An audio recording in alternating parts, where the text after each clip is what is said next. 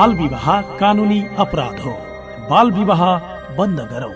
मुलुकी अपराध संहिता 2074 अनुसार परिच्छेद 11 विवाह सम्बन्धी कसुर अन्तर्गत 173 मा बाल विवाह गर्न नहुने लेखिएको छ। विवाह गर्ने व्यक्तिको उमेर 20 वर्ष नपुगी कसैले विवाह गर्न वा गराउन हुँदैन। कानून विपरीत भएको विवाह स्वतः बदर हुनेछ। बाल विवाहको कसुर गराउने वा गर्ने व्यक्तिलाई 3 वर्षसम्म कैद र 30 देखि 70,000 रुपियाँसम्म जरिवाना हुनेछ। यदि बाल विवाह हुन लागेमा वा गरेको थाहा पाएमा बाल हेल्पलाइन नेपालको पैसा नलाग्ने नम्बर 1098 मा सम्पर्क गर्नुहोला। साथै नेपाल प्रहरीको नम्बर 100 मा खबर गर्नुहोला।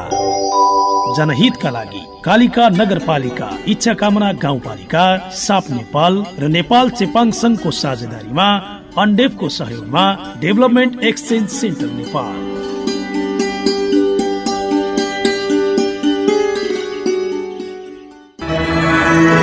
चेपाङ महिलाहरूको यात्रा चुलोदेखि पैरवी मनसम्म भौगोलिक विकटताबाट एक कदम सुगमतातर्फ। खन्नु नि पर्छ, गौनी काट्नु पर्छ, भाडा माझ्ने, अनि यता दाउरा काट्ने, अनि गाईलाई कुरो खुवाउने, अनि बाँड्ने, भात पकाउने, बच्चालाई नुहाउने, लुगा धुने हामी सबै महिलाले नै गर्नु पर्दो रहेछ। उद्देश्य एउटै, जनचेतना। जनचेतनाको बिगुल फुक्दै चेपाङ महिला। छोरा छोरी बाल विवाह बन्द गरौँ, जार रक्सी बन्द गरौँ, जुवा तास बन्द गरौँ, छोरीलाई स्कुल पढाऊ। अर्पण सबैका लागि सधैँका लागि। रेडियो अर्पण 104.5 मेगाहर्ज का लागि डेक नेपाल सौराहाको सहकार्यमा ह्याप्पी मिडिया नेटवर्कको उत्पादन कार्यक्रम चेपाङ महिला सशक्तिकरण साताको शुक्रबार बिहान 7:30 बजे सुन्न नभुल्नुहोला।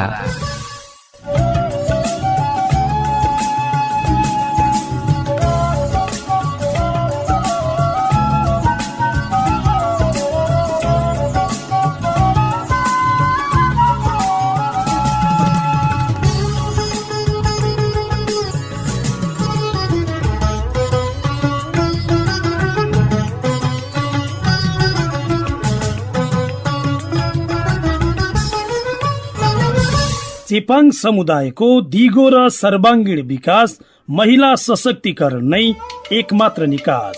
नमस्कार, कार्यक्रम चेपाङ महिला सशक्तिकरणमा तपाईलाई स्वागत छ।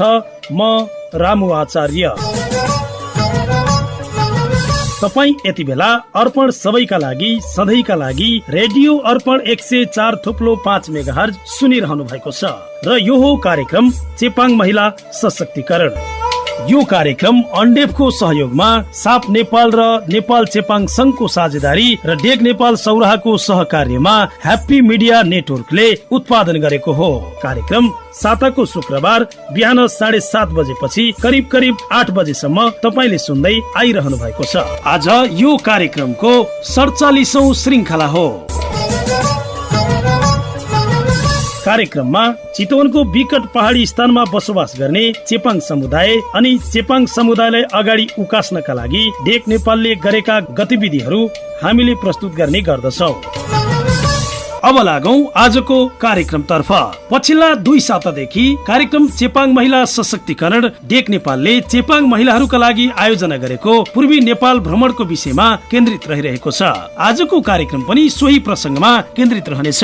पूर्वी नेपालका विभिन्न भागहरू भ्रमण गरिसकेपछि त्यो भ्रमणले दिएको शिक्षा के हो त भन्ने विषयमा हामीले अगुवा चेपाङ महिलाहरूसँग कुराकानी गर्ने गरेका छौँ। सोही अनुरूप आजको कार्यक्रममा पनि त्यही कुराकानीका अंशहरूलाई जोड्नेछु। कार्यक्रमको सुरुवात गरौं हितमाया प्रजासँग गरिएको कुराकानीबाट। तपाईलाई स्वागत छ कार्यक्रम। धन्यवाद। तपाईको परिचय?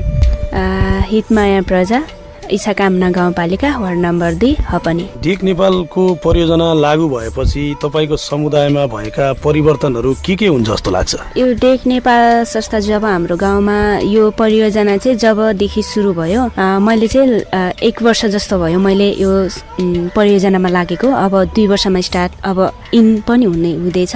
अगस्त महिना सम्म चाहिँ हुन्छ भन्नुभएको छ सरले। अब हाम्रो त्यो सम्ममा, त्योभन्दा अगाडि यो 1 वर्षमा चाहिँ मैले हाम्रो हाम्रो गाउँमा भएको यो परियोजनाद्वारा चाहिँ भएको परिवर्तनहरू चाहिँ पहिला चाहिँ हाम्रो गाउँमा कुनै पनि कार्यक्रमहरू गर्दाखेरि महिलाहरूको सहभागिता कमै थियो अनि यस्तो कार्यक्रमहरू पनि गरेका थिएन। अनि जब मैले यो कार्यक्रम स्टार्ट गरेँ अनि योमा म लागिसकेपछि चाहिँ अनि मैले त्यहाँ गएर मेरो महिला दिदीबहिनीहरूलाई चाहिँ मैले कार्यक्रममा सहभागिता गराउने अनि म आफैले पनि कार्यक्रम सञ्चालन गरेर चाहिँ अनि यो उहाँहरूलाई चाहिँ शिक्षा सम्बन्धी अनि यो विभिन्न कृषि सम्बन्धीको कार्यक्रमहरू गराएर केही कुराहरू बोलाएर अनि उहाँहरूलाई चाहिँ केही जानकारी पनि गराउन सफल भएँ भनौँ यतिकै नै। जस्तै अब टेक नेपालको मुख्य उद्देश्य जुन स्थानीय निकायबाट आउने सेवा सुविधा सरकारी कार्यालयहरूबाट पाउने सेवा सुविधाका बारेमा चेपाङ समुदायलाई जानकारी दिनु र त्यो सेवा सुविधा लिनका लागि दक्ष बनाउनु मुख्य यो परियोजनाको उद्देश्य थियो। त्यो अनुरूप टेक नेपालले विभिन्न कृषि समूहहरू बनाउने दर्ता गराउने कामहरू पनि गरिरहेको हामीले पाएका छौँ भने तपाईँको समुदायमा त्यस्तो खालको समूहहरू निर्माण भयो कि भएन, दर्ता भयो कि भएन, त्यसको बारेमा बताइदिनुहोस् न।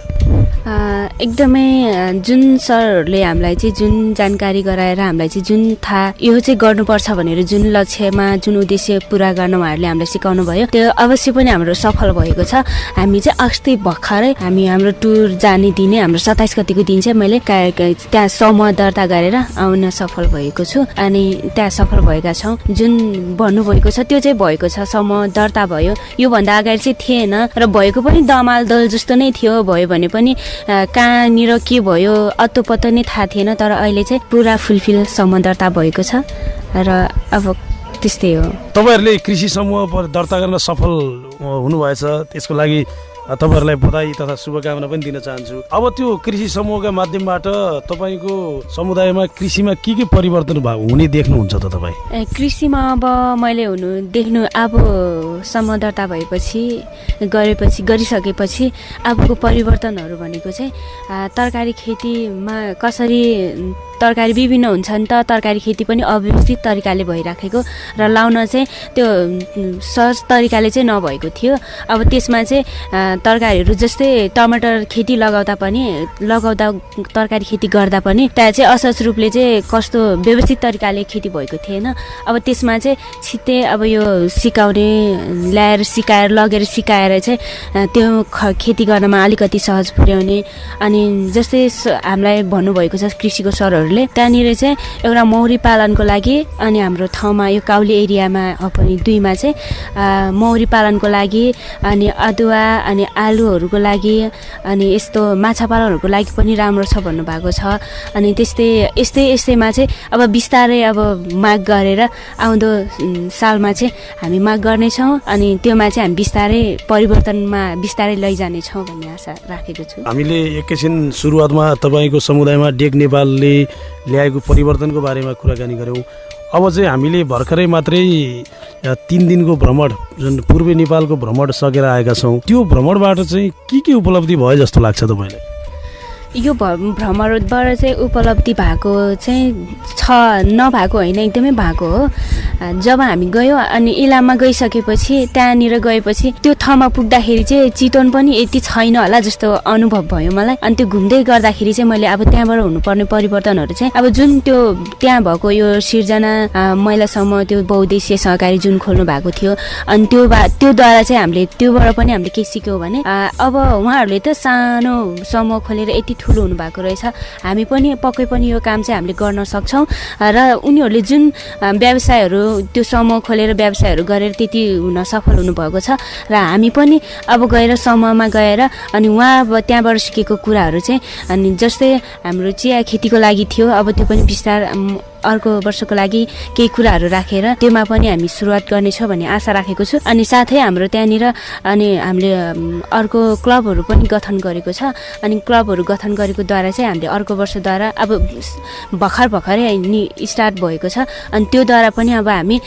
परिवर्तन हुनेछौँ। साथै यो भ्रमणबाट चाहिँ हामीलाई परिवर्तन हुनुपर्ने कुराहरू चाहिँ देखेको छु कि हामी मुसर बस्तीमा पनि हामी गयौँ अनि त्यहाँ पनि अनि हामीलाई जस्तो बनाएर मात्रै नहुने रहेछ, त्यसलाई चाहिँ व्यवस्थित तरिकाले प्रयोग गर्नुपर्ने रहेछ, व्यवस्थापनको पनि आवश्यकता रहेछ।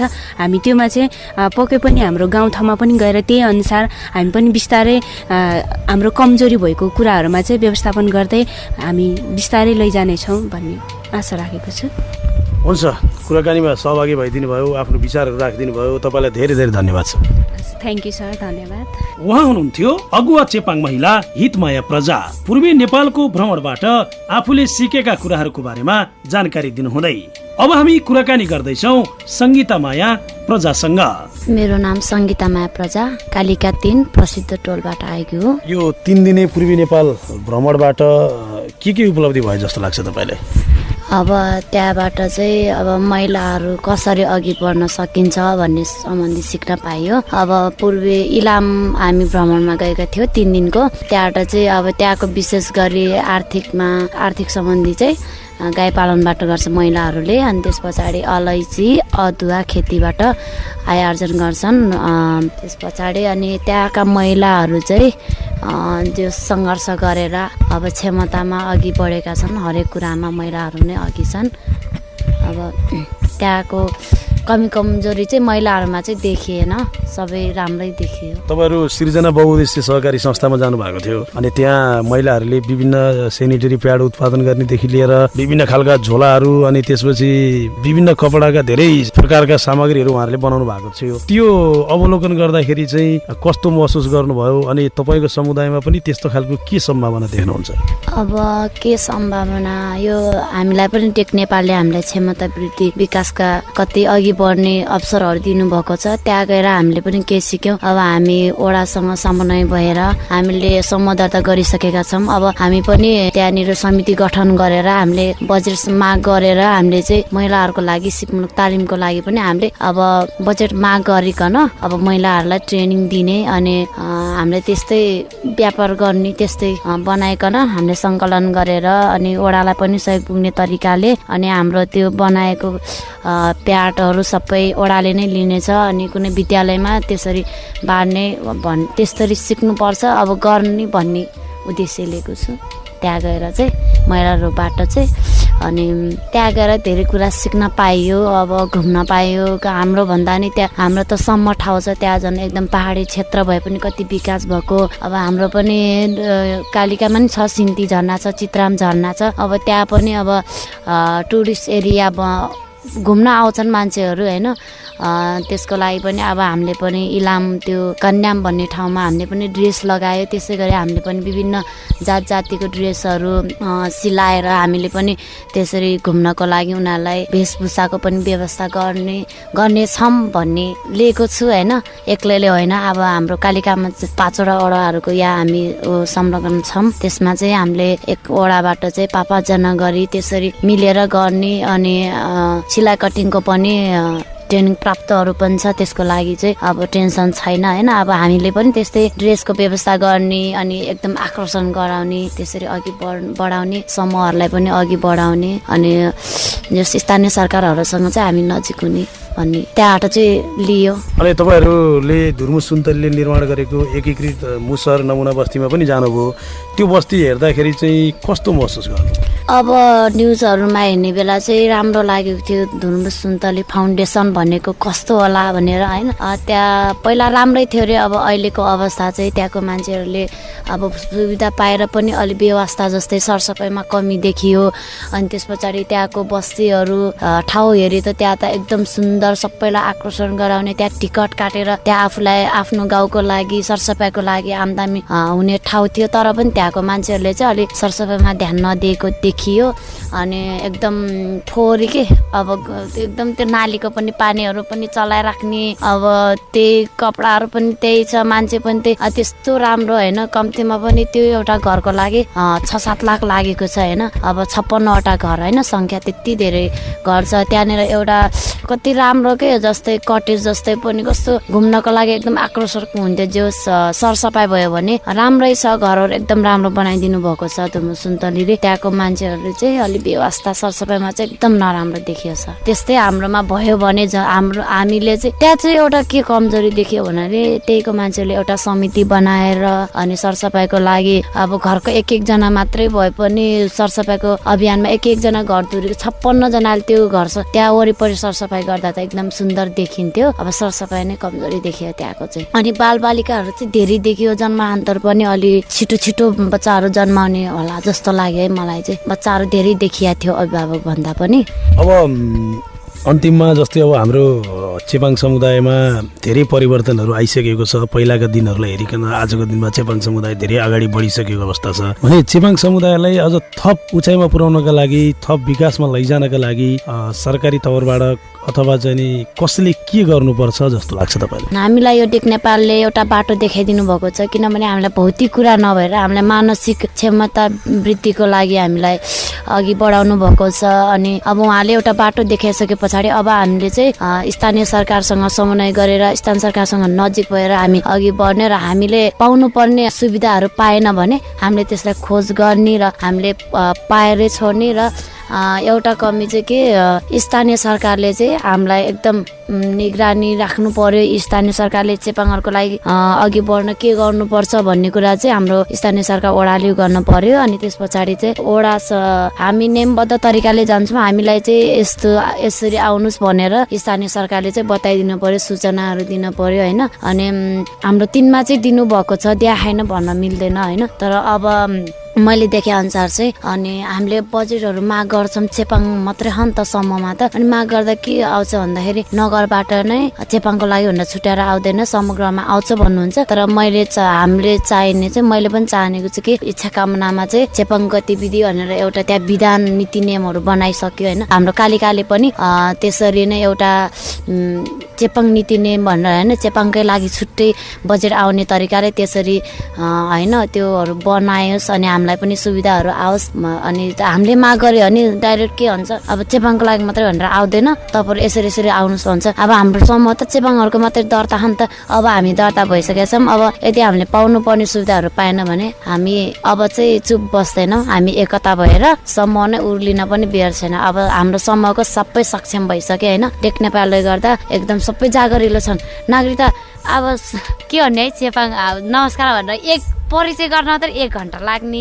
त्यस पछाडि अध्यक्ष राखेको त हाम्रो त है राममाया चेपाङ राखेको थियो है। नागरिकतै रहन्छ भने बच्चा बिहे गरेर नातिनी पनि देखिसक्यो, नागरिकता पनि रहन्छ होइन। अब त्यसले गर्दाखेरि अनि अध्यक्ष पनि हटियो, किनभने गाह्रो भयो नि त अब काम गर्नलाई। जे पनि अध्यक्षको नागरिकता चाहिने भयो, अब खाता खोल्न नागरिकता चाहिने, त्यहाँनिर समूह दर्ता गर्न नागरिकता चाहिने। स्थानीय सरकारले चाहिँ अब त्यो नगरमा हामीले दर्ता गर्ने बेला अनि जतिले नाम हालेर लगेको थियो नि त दर्ता गर्नलाई के सहयोग मिल्यो भन्दाखेरि अब सबैको नागरिकता चाहियो भने पछाडि त अब कसैको त छैन, समूहमा बस्यो अनि उहाँले चाहिँ के भन्नु नागरिकता फोटोकपी चाहिन्छ भन्नुभयो नि त। तर एउटा कुरा त्यहाँबाट हामीले के ज्ञान लियो भन्दा नागरिकता चाहिँ हुनुपर्छ, अनि नागरिकता बनाउनु पर्दो रहेछ भन्ने कुरा समूहको मान्छेले पनि बुझ्यो कि अब त्यो अरू लघु वित्तीय संस्थाहरू छ होइन, समूहहरू कति पैसाहरू त्यही ब्याज लिने कति फसिरहेछ कि। तर तिनीहरूले चाहिँ एउटा जस्तै बुढाकै नागरिकता भए पनि हुने त्यसरी चलिरहेको थियो, छन् त्यस्तो पनि थियो।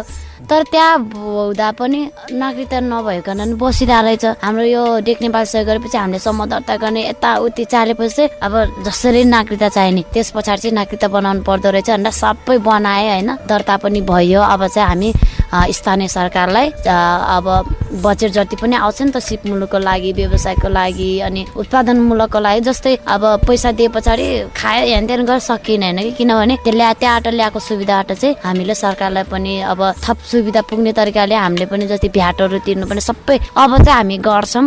अब कतिले पनि अब आयो गयो टेक नेपाल भन्छन् होला, तर अब हामी चाहिँ आफू सक्दो चाहिँ हामी अघि बढ्छौँ होइन। हाम्रो चाहिँ ओडाबाट त्यति कमजोरी त चेपाङको लागि छैन, किनभने हाम्रो मेरो आवास घरहरू पनि दिनुभएको छ। अनि हाम्रो 3 मा मात्रै परेको छ 12वटा घर चेपाङको। अनि अहिले चाहिँ यो अगा चेपाङ महिला पहिरो मज गए पछाडि चाहिँ 6 है भन्ने छ होइन। अब हाम्रो चाहिँ के गर्न सकिन्छ भन्दा हामी चेपाङमा हाम्रो समूहले मेन गरी चाहिँ हामीले के टार्गेट राखेका छौँ, सिप मुलुक भन्नाले पनि धेरै आए धेरै गयो कि सिलाइ कटिङ धेरै दियो तर पनि त्यहाँ दिएपछि सक्यो के त्यो घर सरसफाइ गर्ने बच्चा सब त्यति मात्रै खालि आफ्नो व्यक्तिगत त्यो व्यवसाय आर्थिक आउने कुरा चाहिँ नगर्ने हामीले चाहिँ अब त्यो चेपाङ सम्पर्क कार्यालय भनेर भवन दिएको छ त्यसको व्यवस्थाको लागि चाहिँ हामी अब बजेटमा गरेर अब टारबार लगाउने अनि त्यसको लागि चाहिँ हामी एकदम त्यसमा चाहिँ मेन गरी त्यो भइसके पछाडि चाहिँ जति पनि ट्रेनिङ दियो हामी अरूको भवनमा जानु परेन नि त सबै हाम्रो भवनमा हुने तर भोलि गएर यो डेक नेपालले पनि इच्छा कामना सबै हाम्रै यही 3 नम्बरको वडामै त्यो चेपाङ सम्पर्क कार्यालय त्यही ट्रेनिङ दिन आउनेसम्म बनाउने भन्ने लक्ष्य चाहिँ छ है हाम्रो चाहिँ अब यस्तै फुलहरू रोप्ने त्यस पछाडि अरू पनि छ नि त त्यो मात्रै होइन हामीले बजेटहरू पनि उठाउने गरेका छौँ होइन अनि त्यसको लागि त्यहाँबाट आएको ब्याजहरूबाट पनि हामीले केही त्यसको लागि थप सहयोग गर्न सक्छौँ होइन अब अघि चाहिँ बढेका छौँ अब अरू संस्था हेरी यो डेक नेपाल संस्था अलि फरकै हो भौतिक कुरा भन्दा पनि हामीले मानसिक कुरामा उ गर्छ किनभने चेपाङको लागि त धेरै आयो त्यो अब गरे होइन भन्न मिल्दैन हामी चाहिँ अलि सुकुम्बासी ठाउँ हो 200 बिघा भनेको कालिका 3 को पहिला सुरुमा नै सुरु गरेको नै यही मोनालिसा होटेल छ होइन राजेन्द्र सर हुनुहुन्छ अनि उहाँ सरहरूले नै हाम्रो बस्तीको लागि चाहिँ स्कुल बाल कल्याण संस्थाबाटै अनि यो खाने पानी सबै एकदम दुःख थियो होइन त्यसको लागि राम्रै गरिदिनु भयो अनि त्यस पछाडि टोयलेटको लागि चाहिँ केआई नेपाल संस्था भन्नेले त्यसै दियो अनि फेरि बालबालिकाको पढाइको लागि चाहिँ अनि यो रेस्क्यु नेपाल भन्ने सरलाई जिल्लाबाट नै आउनुभएको थियो होइन सेतु सर भन्ने अनि त्यस पछाडि भरत भन्ने आउनुभएको थियो होइन उहाँ सरहरूले राम्रो गर्नुभयो र जति पनि त्यो चेपाङलाई भनेर नै दिएको थियो तर त्यसमा पनि चेपाङ मात्रै नभएर तमाङहरू पनि अरू जात पनि कमी नै थियो हामी भन्दा नि त्यसै कारणले गर्दा गाउँ चाहिँ एकदम हाम्रो सुकुम्बासी भए पनि एकदम छिटो विकास भएको चाहिँ 200 बिघा नै हो होइन पहिला एकदम जुब्रो थियो तर अहिले त झन् हाम्रो त्यो चेपाङको लागि डेक नेपालले चाहिँ स्थानीय सरकारसँग कसरी नजिक हुने अब संस्थाहरू त आयो है संस्थाहरू त्यो आफै समन्वय भयो प्रोग्राम चलायो गयो कि तर हाम्रो चाहिँ हामी आफैलाई नै जिम्मेवारी दिएको छ अब अरूले त लेटर संस्थाले बनाइदिन्थ्यो बाँडिदिन्थ्यो अहिले चाहिँ हामीलाई चाहिँ गाह्रो पनि भयो तर आफूले पनि सिक्यो है किनभने लेटर कसरी बनाउने अब कसलाई वडा कार्यालयलाई कसरी लेख्ने सदस्यलाई कसरी लेख्ने अनि त्यो संस्थाहरूको लागि कसरी लेख्ने सहकारीको मान्छेहरूलाई त्यो सबै सिक्यो हामीले अब धेरै लेटरहरू पनि हाम्रो एउटा मात्रै होइन स्थानीय सरकारहरू त्यो स्कुल व्यवस्थापनको लागि छुट्टै लेख्नुपर्ने खानेपानीको लागि छुट्टै लेख्नुपर्ने त्यो त्यस्तै वन समुदाय छ नि थानकोला सामुदायिक वनको लागि छुट्टै लेख्ने खानेपानीको त्यो छुट्टै लेख्ने अनि त्यो वडा कार्यालयको लागि छुट्टै लेख्ने त्योहरू पनि सिकियो होइन अहिले चाहिँ हामीले चाहिँ कुनै प्रोग्राम गर्न लाग्यो भने हामीले स्थानीय सरकारसँग आफूले चिठी लेटरहरू लेखेर दिन सक्ने सम्म भयो होइन अनि अब अहिले त के सरलाई होइन त्यो 16 दिने अभियान त्यो बाल विवाह होइन त्यो अभियानमा पनि महिला हिंसा विरुद्ध त्यसको लागि होइन नगरमा गएको थिएँ होइन अब चिठी पुर्यायो म्यामलाई हुन्छ आउँछु भन्नुभयो होइन अनि उहाँले पनि कस्तो भन्नुभयो कि म त्यहाँ गएर बोलेँ कि चेपाङमा यति बाटो मान्छे छ के भन्नुभयो मलाई होइन यति बाटो हेर्नु त ल बोलेको हावभाव पनि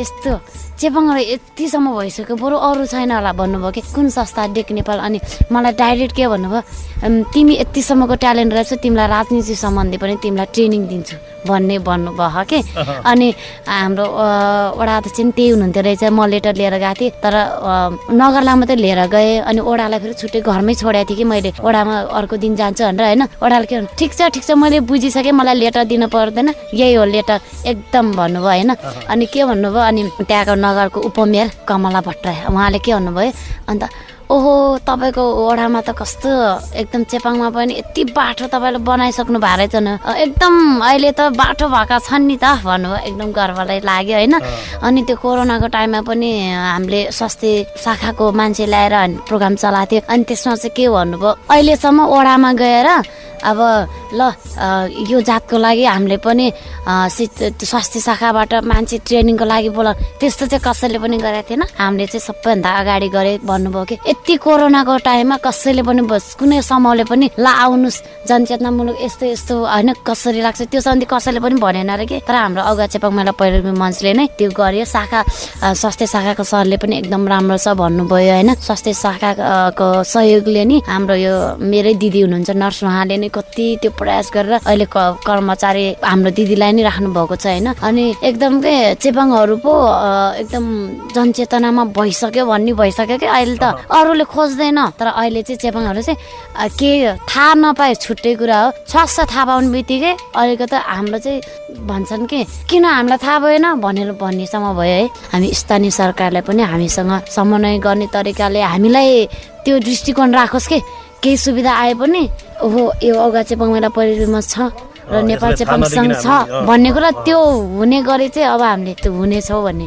त्यस्तो लेखेका छौँ होइन। हुन्छ, कुराकानी गरिदिनु भयो, समय दिनुभयो, तपाईँलाई धेरै धेरै धन्यवाद छ। Thank you.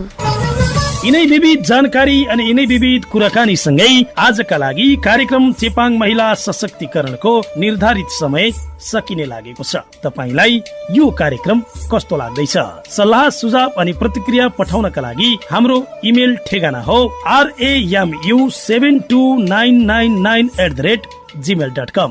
यो कार्यक्रम उत्पादन गर्न सहयोग गर्नुहुने डेक नेपालका कार्यक्रम निर्देशक जनक कार्कीलाई विशेष धन्यवाद दिँदै अर्पण सबैका लागि सधैँका लागि रेडियो अर्पण 104.5 मेगाहर्ज को ध्वनि तरङ्गमा डेक नेपालको सहकार्यमा ह्याप्पी मिडिया नेटवर्कले उत्पादन गरेको कार्यक्रम चेपाङ महिला सशक्तिकरण सुनेर साथ दिनुहुने तपाईँहरू सम्पूर्णलाई हृदयदेखि नै आभार प्रकट गर्दै अर्को साता फेरि पनि नयाँ विषयवस्तुका साथमा तपाईँहरूको माझमा उपस्थित हुने जानकारी गराउँदै कार्यक्रम सञ्चालक म रामु आचार्य बिदा हुन्छु। नमस्कार, तपाईँको दिन शुभ रहोस्।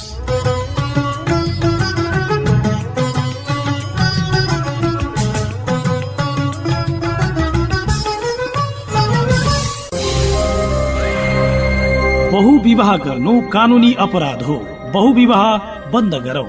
मुलुकी अपराध संहिता 2074 दफा 175 मा बहुविवाह गर्न नपाइने बताइएको छ। बहुविवाह गर्नु भनेको महिला तथा बालबालिका माथिको हिंसा हो, साथै यो अपराध पनि हो। विवाहित पुरुष वा महिलाले वैवाहिक सम्बन्ध कायम रहेको अवस्थामा अर्को विवाह गर्नु हुँदैन। कुनै पुरुष वा महिला विवाहित हो भन्ने जानी जानी अर्को पुरुष वा महिलासँग विवाह गरेमा बहुविवाह जस्तो कसुर गर्ने वा गराउने व्यक्तिलाई 1 वर्षदेखि 5 वर्षसम्म कैद र 10,000 रुपियाँदेखि 50,000 रुपियाँसम्म जरिवाना हुनेछ। शारीरिक, मानसिक, यौनिक वा आर्थिक प्रकृतिका लैङ्गिक हिंसा भएमा पैसा नलाग्ने नम्बर 1145 मा खबर गरौँ वा नेपाल प्रहरीको नम्बर 100 साथै पैसा नलाग्ने नम्बर 1660012030 मा सम्पर्क गर्नुहोला। जनहितका लागि कालिका नगरपालिका, इच्छा कामना गाउँपालिका, साप नेपाल र नेपाल चेपाङ संघको साझेदारीमा अन्डेफको सहयोगमा डेभलपमेन्ट एक्सचेन्ज सेन्टर नेपाल।